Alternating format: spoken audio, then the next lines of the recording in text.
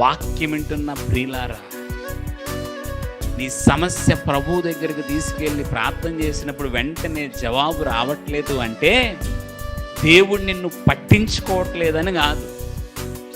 దేవుని యొక్క చిత్తములో నీ టైం ఇంకా రాలేదు అని గుర్తించి ఆయన అది ఇచ్చే వరకు నువ్వు దాని గురించి చింతించద్దు.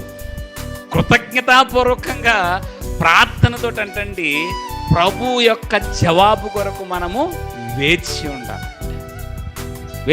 అంతేగాని ఈలోపే నిన్ను నువ్వు దూషించుకోవడం, దేవుణ్ణి నిన్ను ద్వేషించుకుని దేవుణ్ణి దూషించుకుంటే, ఇందాక చెప్పాను కదండి, దీర్ఘశాంతము అంటేనంటండి ఓపిక పట్టడం మాత్రమే కాదు, ఆ టైంలో మన ప్రవర్తన మనం జాగ్రత్తగా కాపాడుకో ప్రాముఖ్యం. మన ప్రవర్తన సరిగా ఉంచుకోవడం చాలా చాలా ప్రాముఖ్యం. కాబట్టి దేవుని యొక్క టైమింగ్ అంటే నువ్వు వెంటనే అనుకుంటే దేవుని యొక్క టైమింగ్లో నీకు ఒక విలువైనది గొప్పది ప్రభు నీ కొరకు సిద్ధపరుస్తున్నాడని విశ్వసించి ప్రభు వైపు మనం చూసే వరంగా ఉందాం.